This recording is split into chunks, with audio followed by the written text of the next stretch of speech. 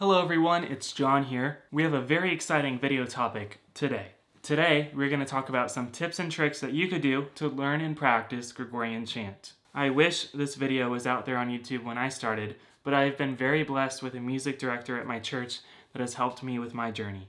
But this video is for you. This is everything I do at this point in time to learn and practice Gregorian chant. But first, as usual, you know I'm going to ask for this. Just please gently destroy the like button for the YouTube algorithm. I think it's a fair trade.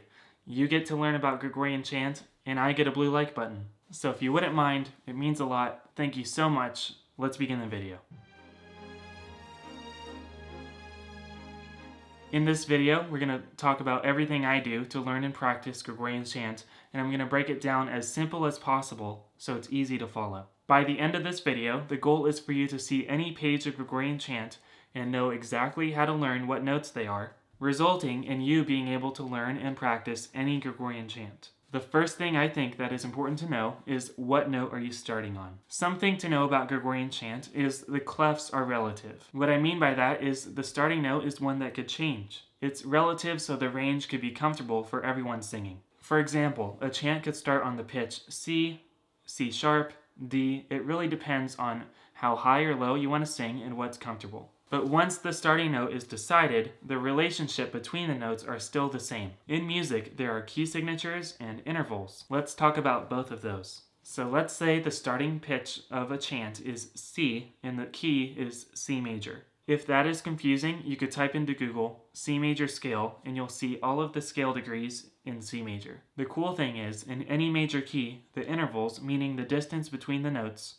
are always going to be the same. No matter what major key you are in, a major third will always sound like a major third. It will always sound like the beginning of "Oh When the Saints Come Marching In," and a major third is always made up of 4 half steps. If that tip helped, you could search in Google song interval chart and you'll see every single interval ascending and descending, and you could use the songs to associate them with intervals, and it will really help your sight singing skills. Some chants can be in a minor key too. The same thing applies. The relationship of intervals are the same in all minor keys. A minor third will always sound like a minor third. To demonstrate what I'm trying to explain, you could take a song, for example, Joy to the World, and play it in any key. I know the song Joy to the World is not a chant, but the same thing applies. You could take any chant and no matter what key it's in, the relationship between the intervals will always be the same. So let me go get my piano. So, for example, Joy to the World, starting in C major, or in D major,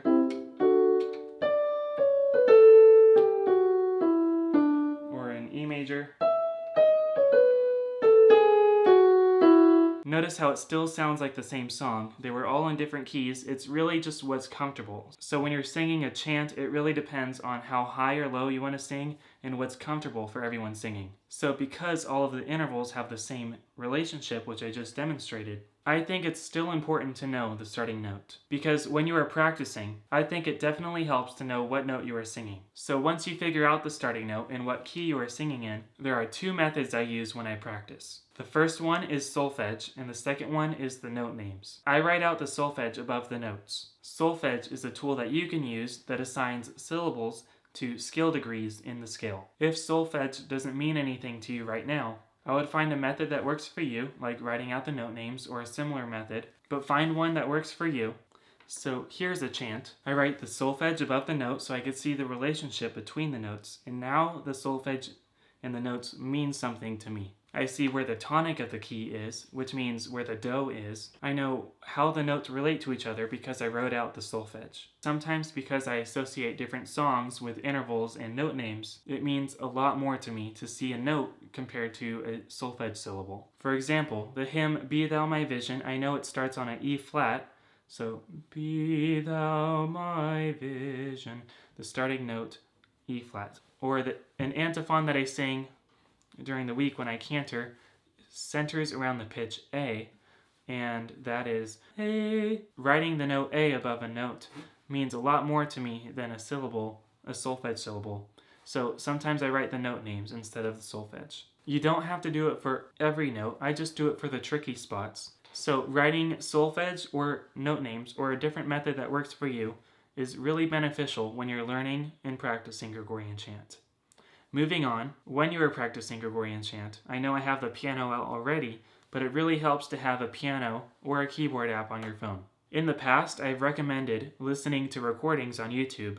For Gregorian chant, I do not do that because I want to practice the chant in the actual key that I'm going to be singing. And for Gregorian chant, there are very few Gregorian chant videos out on YouTube, and the odds of them being in the same key that you're going to sing are very slim. So for example, if a chant is going to be in F minor, you could look up on Google and see what the accidentals are of F minor, and write out the solfege or the note names above the notes. After that, use a keyboard or a keyboard app, and you'll be able to hear what the notes sound like. So I hope that makes sense.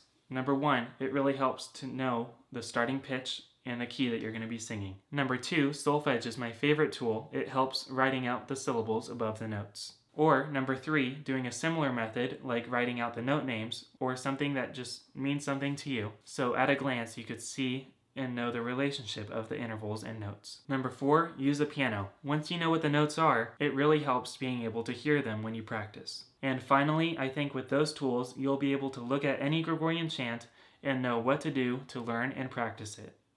There is a lot more that goes into Gregorian chant, such as pronunciation and knowing what the words mean. If that interests you, make sure to go check out some of my other videos on those topics. With that said, thank you so much for watching. I really appreciate it. As always, make sure to destroy the subscribe button and the notification bell. Also, feel free to add me on Instagram and Twitter. I post there pretty much daily, so if you want to be a part of it there, feel free to add me there. Thank you so much for watching, and until next time.